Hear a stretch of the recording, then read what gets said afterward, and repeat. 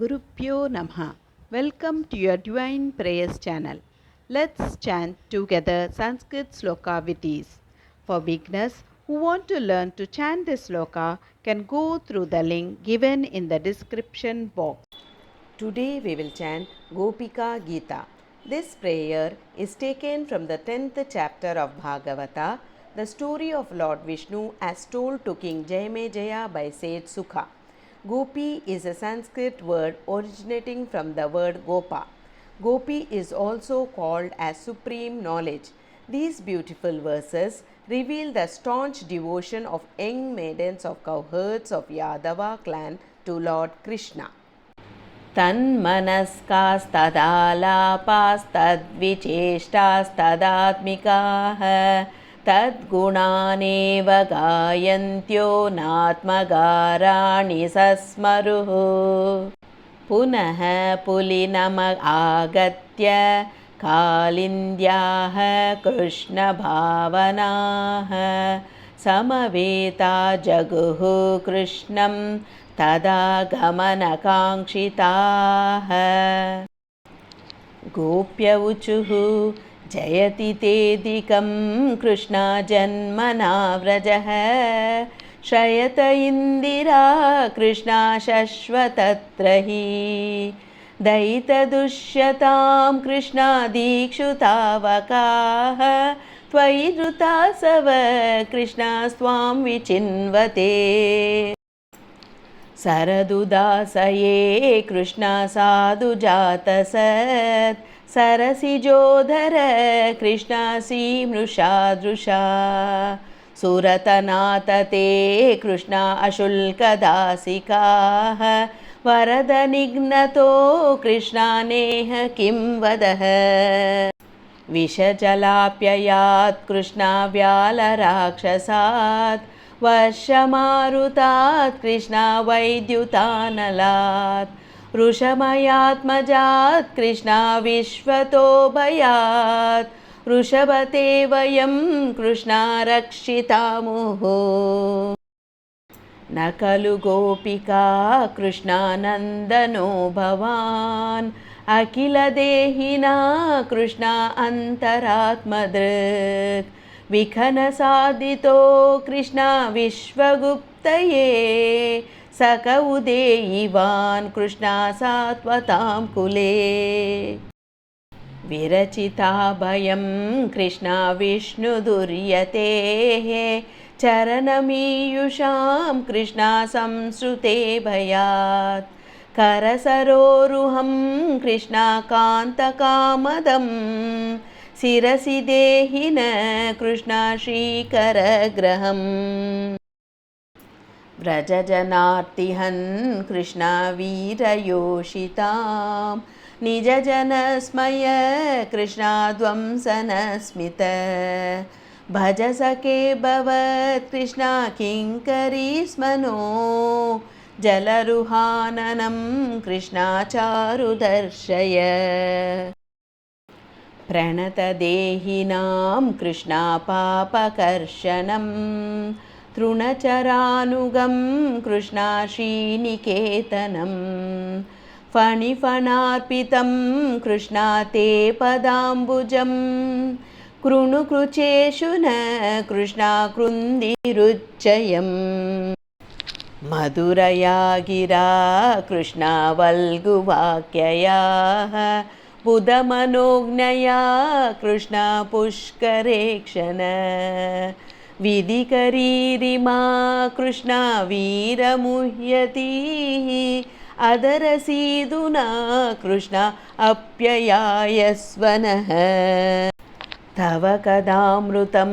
कृष्णा तप्तजीवनम् कविभिरीडितं कृष्णा कल्मषापहम् श्रवणमङ्गलं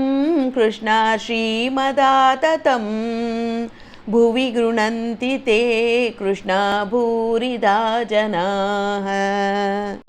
प्रहसितं प्रिय कृष्णा प्रेमवीक्षणं विहरणं च ते कृष्णा ध्यानमङ्गलम् रहसि संविदो कृष्णाया हृदि स्पृशः कुहकनो मन कृष्णा शोभयन्ति हि चलसि यद्व्रजात् कृष्णाचारयन् पशून् नलिनसुन्दरं कृष्णानाथ ते पदं शिलतृणाङ्कुरैः कृष्णासीदतीति नः कलिलतां मन कृष्णाकान्त गच्छति दिनपरीक्षये कृष्णानीलकुन्तलैः वनरुहाननं कृष्णाविभ्रदावृतं घनरजस्वलं कृष्णा दर्शयन्मुहुः मनसि न स्मरं कृष्णा वीरयच्छसि प्रणतकामदं कृष्णा पद्मचार्जितं धरणिमण्डनं कृष्णा ध्येयमापदि चरणपङ्कजं कृष्णा शन्तमं च ते रमणनस्तनेषु कृष्णा वर्पयादिहन् सुरतवर्धनं कृष्णा शोकनाशनं स्वरितवेणुना कृष्णा शुष्टुचुम्बितम् इतरराघवी कृष्णा स्मारणं नृणां वितरवीरन कृष्णा तेदरामृतम् अटति यद्भवान् कृष्णा हन्निकाननं त्रुटिर्युगायते कृष्णा त्वामपश्यताम् कुटिलकुन्तलं कृष्णा श्रीमुखं च ते जड उदीक्षतां कृष्णा पश्मकुदृशाम् पतिसुतान्वय कृष्णा भातृबान्धवान् अतिविलङ्घ्यते कृष्णा अन्त्यच्युता गताः गतिविदस्तवोत्कृष्णा गीतमोहिताः कितवयोषित कृष्णा कस्त्यजे निशि रहसि संविदं कृष्णा रुच्चयोदयं प्रहसिताननं कृष्णा प्रेमवीक्षणं बृहदुरश्रियो कृष्णा वीक्षदामते मुहुरति स्पृहा कृष्णा मुह्यते मनः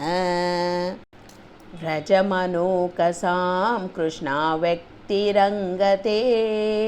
रुजनहन्त्यलं कृष्णा विश्वमङ्गलं त्यजमनाक्षन कृष्णा तत्स्पृहात्मनां स्वजनहृद्रुजां कृष्णा यन्निषूदनम् यत्तेषु जातचरणाम्बुरुहं स्तनेश भीताः सनैः प्रियदधीमहि कर्कशेषु तेनाटवीमटसि तद्व्यततेन किं स्वेत् कूर्पादिभिभ्रमति दीर्भवदायुषां नः श्रीसुक उवाच इति गोप्यः प्रगायन्त्यः प्रलपन्त्यश्च चित्रधा रुरुदुः सुस्वरं राजन् कृष्णदर्शनलालसाः तासाम आविरभ्रूचौरिः समयमानमुकाम्बुजः पीताम्बरधरः सग्वी साक्षान्मन्मथः तं विलोक्यागतं प्रेष्टं प्रीत्युत्फुल्लदृशो बलाः उत्तस्तुर्युगपत् सर्वास्तन्वः प्राणम् इवागतम् इति श्रीमद्भागवत महापुराणे पारमहंस्यां संहितायां दशमस्कन्धे पूर्वार्धे रासक्रीडायां गोपीगीतं नामैकत्रिंशोऽध्यायः।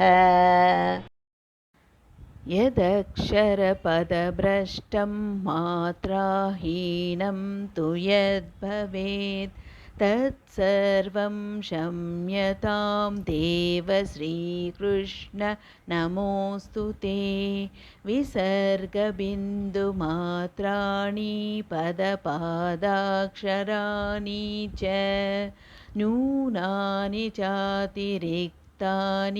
क्षमस्व Shri Krishna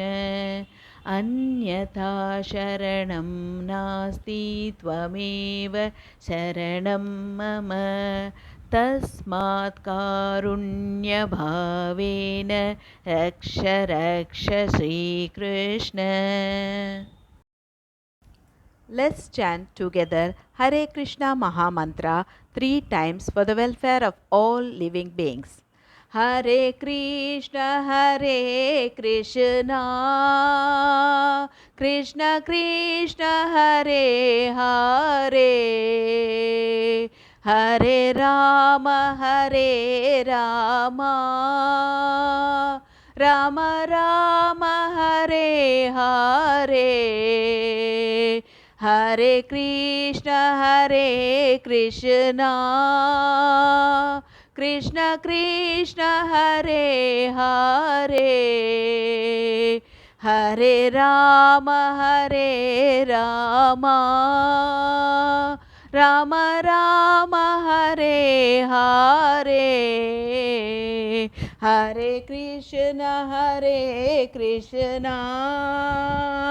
Krishna Krishna Hare Hare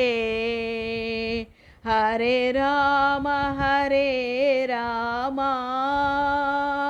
Rama Rama Hare Hare. Hope you could follow along with me in chanting this sloka. More in queue. If you enjoyed this video, please like, share and click on the bell icon to subscribe and show your support.